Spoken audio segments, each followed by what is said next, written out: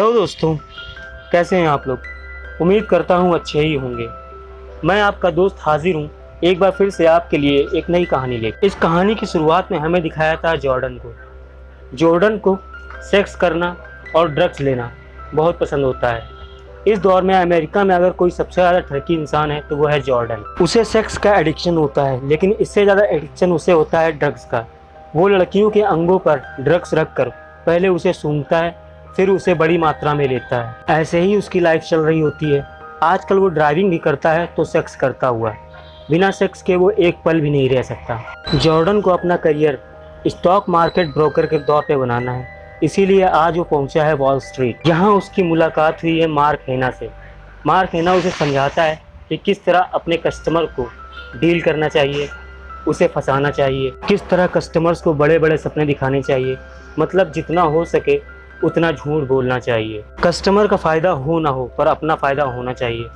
Jordan हेना की बातों को बड़े ध्यान से सुनता है और वो यह कंपनी ज्वाइन कर लेता है। और यह जगह भी जॉर्डन के हिसाब की होती है, क्योंकि यहाँ पर जब सुबह ब्रोकर्स आते हैं तो अपने दिन की शुरुआत सेक्स करने से करते हैं। सबके लिए अलग अलग पार्टनर्स मंगाई जाती हैं। पैसों की कमी तो यहाँ पर है नहीं। इस ऑफिस के कोने कोने में आपको सेक्स होता हुआ दिख जाएगा। दोस्तों, कहानी में आगे बढ़ने से पहले अगर अभी तक आपने हमारे चैनल को सब्सक्राइब नहीं किया है तो प्लीज़ सब्सक्राइब कर लें। जॉर्डन को भी ऐसी ही लाइफ चाहिए थी। जॉर्डन की एक वाइफ है सैंटल जॉर्डन की हर ख्वाहिश पूरी करती है, लेकिन उसे नहीं मालूम कि जॉर्डन अपने ऑफिस में क्या गुलगुलाता है। जॉर्डन ने ऑफिस ज्वाइन किया और सब कुछ सही चल रहा था। फिर एक दिन अचानक से मंडे को आ जाता है ब्लैक मंडे। उस दिन शेयर मार्केट के सारे शेयर्स अचानक से गिर जाते हैं और शेयर मार्केट ब्रोकर्स की लुटिया डूब जाती है। और अब हालात ये होते हैं कि जॉर्डन को अपनी जॉब छोड़नी पड़ती है।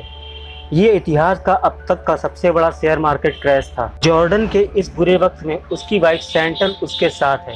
जॉर्डन ने अब नई जॉब ढूंढना शुरू कर दिया है। उसे जॉब मिल जाती है एक फर्म में जिसका नाम होता है बॉयल रूम ब्रोकरेज।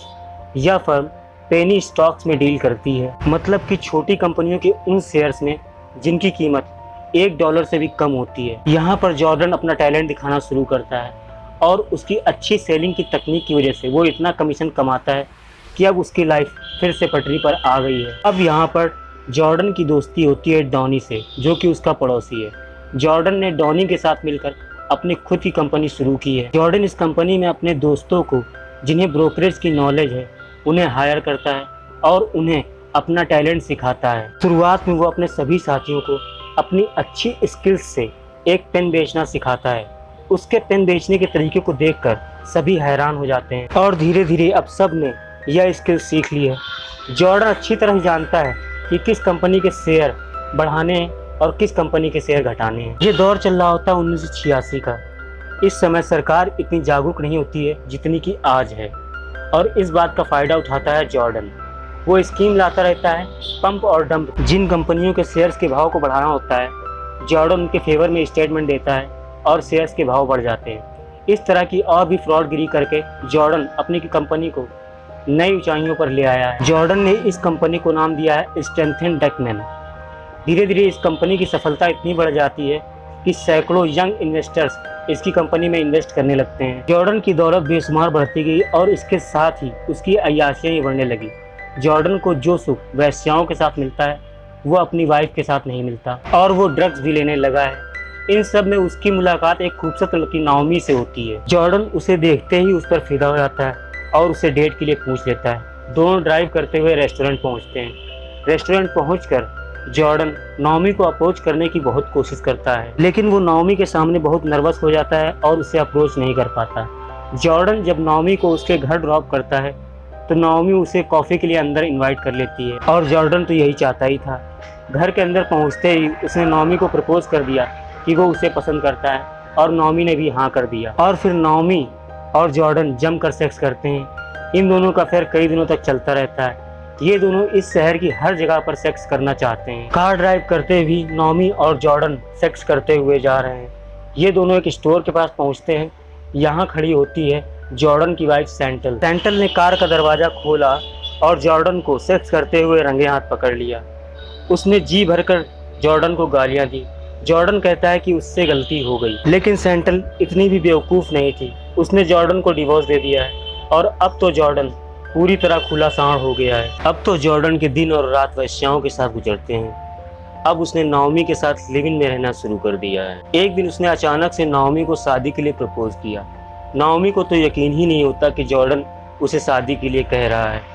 इसके बाद नाओमी भी हाँ कर देती है और इस तरह ये शादी हो गई। शादी की पार्टी में भी जॉर्डन के दोस्तों ने एक से एक वेश्याओं को बुलाया है और इस शादी की पार्टी में भी जमकर ये सेक्स करते हैं। कहानी अब 1991 में आ चुकी है। SEC और FBI इन दोनों की नज़र जाती है जॉर्डन की कंपनी पर। इन लोगों ने कंपनी के एसेट्स पर और कंपनी के काम करने के तरीकों पर कई तरह से छानबीन की, लेकिन इन लोगों के हाथ कुछ नहीं लगता है। इस तरह 2 साल और गुजर जाते हैं और कहानी पहुंच जाती है 1993 में। जॉर्डन ने स्टीव मैडन कंपनी के IPO में घोटाला किया और सिर्फ 3 घंटे में $22 मिलियन कमा लिए और इस तरह से एक बार फिर जॉर्डन की कंपनी FBI की नज़रों में आ जाती है। लेकिन जॉर्डन भी बहुत बड़ा खिलाड़ी होता है। नाओमी की मदर है एमा, वो उनके नाम से स्विस बैंक में अकाउंट खोलना चाहता है ताकि वो अपने पैसों को छुपा सके। उसने बैंकर जीन सॉरन से दोस्ती कर ली है। जीन एक बहुत ही करप्ट बैंकर होता है। उसने पहले ही बहुत सारे लोगों के पैसे ठिकाने लगाए। वो जॉर्डन के पैसे भी अपने बैंक में एक्सेप्ट कर लेता है। नाओमी की आंटी एक ब्रिटिश महिला होती हैं, इसलिए FBI को दूर दूर तक शक नहीं जाएगा कि जॉर्डन किसी ब्रिटिशर के अकाउंट में अपने पैसे जमा करवा सकता है। इस तरह उसने अपने पैसे स्विस बैंक में जमा करवा दिए। उसने अपनी वाइफ के साथ साथ अपनी सास का भी इस्तेमाल किया और अपने पैसे स्विट्जरलैंड पहुंचा दिए। जॉर्डन का एक और दोस्त होता है ब्रैड। ब्रैड के पास यूरोपियन पासपोर्ट होता है, जिससे जॉर्डन को अपने पैसे ठिकाने लगाने में बहुत ही आसानी होती है। एक दिन डॉनी और ब्रैड की रोड पर ही झड़प हो जाती है। पुलिस ब्रैड को गिरफ्तार कर लेती है और वो उससे डॉनी और जॉर्डन के बारे में पूछती है। वो उसे टॉर्चर करती है, लेकिन ब्रैड किसी को कुछ नहीं बताता। जॉर्डन ने आजकल अपने लिए एक प्राइवेट इन्वेस्टिगेटर हायर करके रखा होता है, जिससे उसे पता चलता है कि FBI वाले उसके फ़ोन की वायर टैपिंग कर रहे हैं। इधर जॉर्डन के पिता को अपने बेटे की हालत पर बहुत चिंता होती है। वो जॉर्डन से कहते हैं कि जब तक हालात ठीक नहीं हो जाते तुम अभी कंपनी छोड़कर कहीं चले जाओ, तब तक तुम्हारा लॉयर सब कुछ संभाल लेगा। जॉर्डन ये सब कुछ छोड़कर नहीं जाना चाहता। उसे अब इस खेल में मजा आने लगा है और उसे इसकी लत लग चुकी है। फिर भी वो अपने पिता के कहने पर जाने का मन बना लेता है और अपनी कंपनी में वो फेयरवेल स्पीच दे रहा होता है। लेकिन स्पीच के बीच में ही उसका मन बदल जाता है और वो ना जाने का फैसला कर लेता है। और अब वो अपनी सासू माँ एमा से मिलता है और उनसे कहता है कि जब तक आप हैं तब तक मैं और मेरा पैसा सुरक्षित है, और ऐसा कहते हुए वो उन्हें किस कर लेता है। जॉर्डन एमा के साथ भी इंटीमेट होना चाहता है, लेकिन एमा उसे मना कर देती है। जॉर्डन के हवस की कोई सीमा नहीं। वो लड़कियों को पैसे में लपेट कर उन्हें जी भर कर देखता है और फिर उन्हें निर्वस्त्र करता है और फिर उनके साथ सेक्स करता है। अब कहानी 1996 में पहुंच चुकी है। जॉर्डन और उसका दोस्त डॉनी अपने अपनी बीवियों के साथ एक शिप पर होते हैं। यहाँ जॉर्डन को पता चला है कि एमा की डेथ हो चुकी है। उसे बहुत सदमा लगता है। उसे बस अपने पैसों की चिंता है। जॉर्डन का साथी जो कि स्विस बैंक में है, वो उसे तुरंत स्विट्जरलैंड आने के लिए कहता है, लेकिन नाओमी चाहती है कि इस मुश्किल वक्त में जॉर्डन उसके साथ रहे। जॉर्डन को कुछ समझ में नहीं आ रहा होता है और वो नाओमी से कहता है कि अब तो एमा मर चुकी है, अब वो दोबारा तो मरेगी नहीं, लेकिन पैसों की सेफ्टी जरूरी है। अब जॉर्डन स्विट्जरलैंड के लिए रवाना होता है अपने बैंक अकाउंट को सेटल करने के लिए, लेकिन इनका शिप तूफान में फंस जाता है और ये सबको बचाने के लिए एक प्लेन मंगाता है, लेकिन उस प्लेन का इंजन भी फेल हो जाता है और वो प्लेन क्रैश हो जाता है, लेकिन ये किसी तरह बच गए हैं। जॉर्डन को ये भगवान का इशारा लगता है, इसलिए उसने अब ड्रग्स लेना बंद कर दिया है। लेकिन कुछ समय बाद करप्ट बैंकर जीन की गिरफ्तारी हो जाती है। जीन ने इन्वेस्टिगेशन में जॉर्डन का नाम ले लिया होता है, तो इसलिए जॉर्डन को भी गिरफ्तार किया जा रहा है।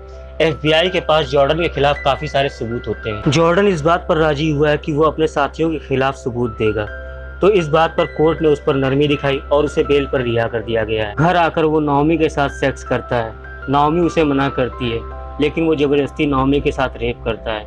नाओमी कहती है कि उसे डिवोर्स चाहिए। जॉर्डन नाओमी को मनाने की बहुत कोशिश करता है, लेकिन नाओमी उससे कहती है तुम चाहे जितनी कोशिश कर लो, डिवोर्स तो मैं लेकर रहूंगी। जॉर्डन भी उसे मनाने की काफी कोशिश कर रहा होता है और इस बार वो अपनी बेटी को लिए भाग रहा होता है, लेकिन जब वो अपनी बेटी को लेकर जा रहा होता है तो वो इतना नशे में होता है कि उसका घर के आगे ही एक्सीडेंट हो जाता है।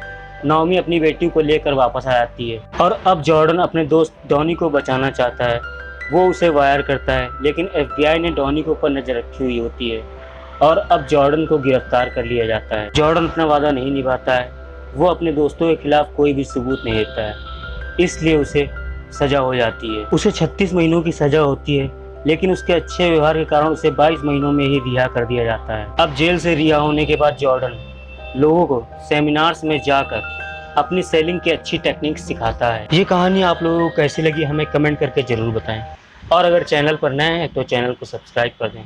मिलते हैं फिर एक नई कहानी के साथ।